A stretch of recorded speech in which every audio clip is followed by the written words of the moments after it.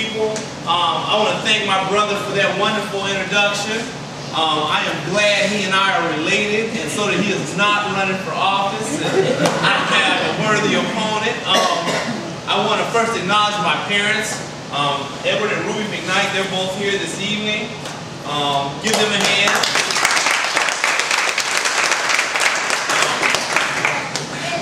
My Aunt Mary and my Uncle Ralph are here. They're both here. I want to thank Reverend Niles for that wonderful prayer.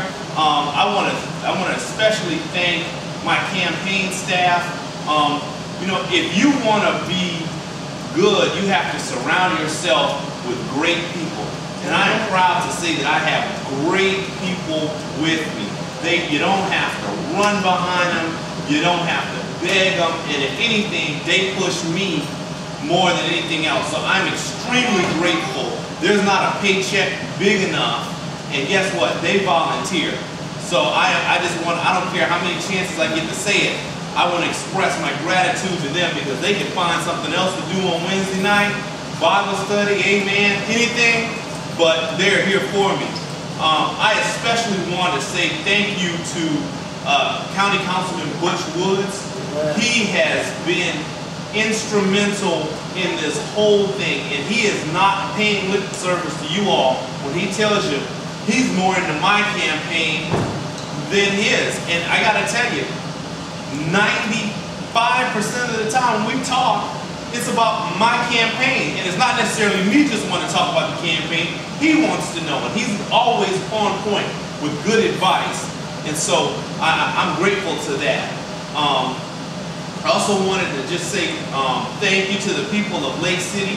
I make my bread and butter here in Lake City on Main Street. I struck out here on my own 5 years ago, come this October, and I've never looked back. Lake City has been good to me. Never a bad day. And you know, to quote the 23rd Psalm, my cup has been running over, and it's really because of the love that the people and trust that the people of Lake City have shown me tonight, or in the last 4 years.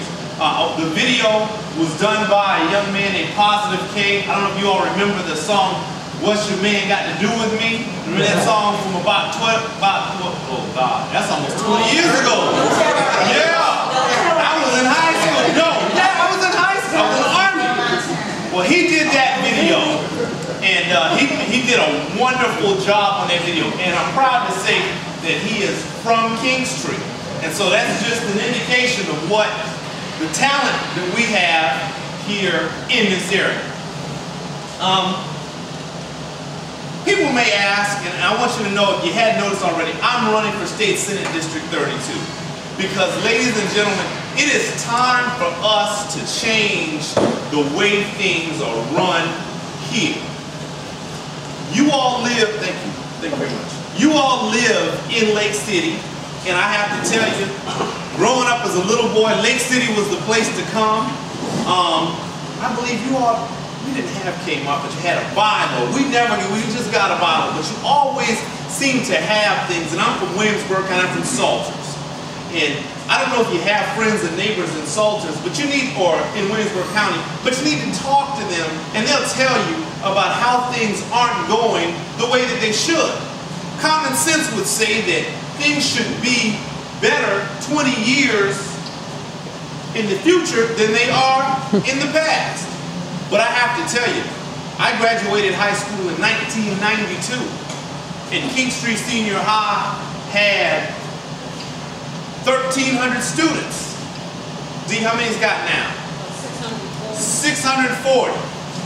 Williamsburg County has steadily lost people over the last 20 years. We now have 36,000 residents. Well, you say, well, what does that matter? Maybe they're moving somewhere. Well, why are they moving?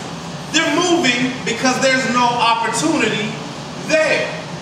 And they're moving because they're going to where the opportunities are.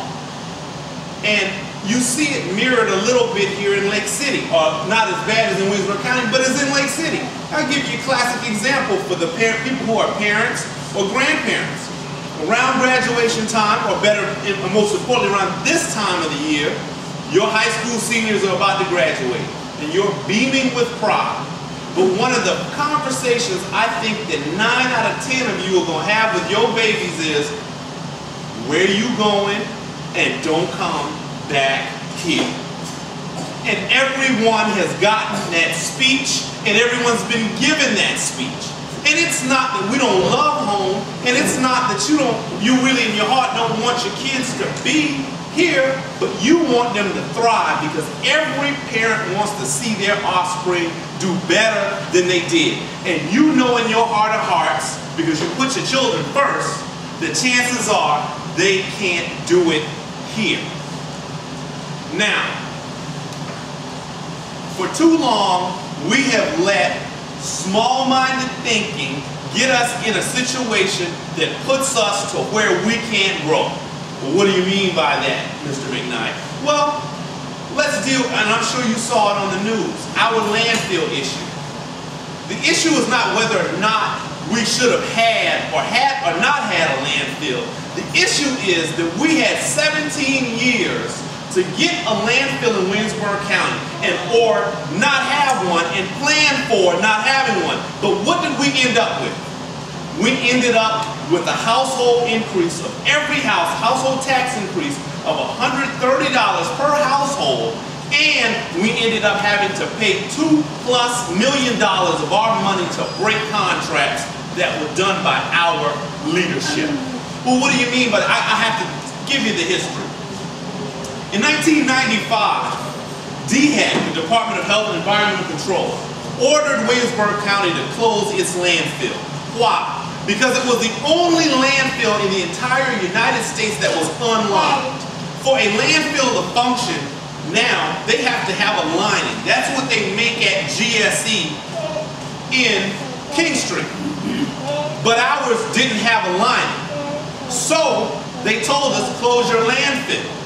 Well, what did we do? What did my opponent do? They kept getting permits to keep it open and keep it open until finally, the year before last, DHEC said you must close it, and if you do not come up with a plan to have a new landfill, you will forever be barred from having one. Well, we had county council, and Mr. Woods was there, and they voted to have a landfill. But the powers that be, led by my opponent, decided we weren't going to have one. So what had to happen? We had to pay $750,000 to break the contract. Now, county council turns around again and decides we're going to have a landfill. We found a place where we can put it. Again, led by my opponent, they vote to break the contract, and again they had to pay $200+ thousand to break that contract, and we ended up with a tax bill of $130 per household. Now, $130 is a lot of money, particularly given the citizens of Williamsburg County. Well, what do I mean by that? When you have 30% of your population in your county living on some form of Social Security, that is a life-changing amount of money, because literally people have to pick between eating and taxes. And the people are going to eat. Well, what's the consequence of that? The consequence of that is that land that your grandmother and your great-grandmother and your great-great-grandparents scratched up, picked cotton, cropped tobacco, and saved and caught hell for, you're going to lose. And then what happens? You end up back in Jim Crow days, back sharecropping in them days when you lived on somebody's place or you got to move off. That is not right.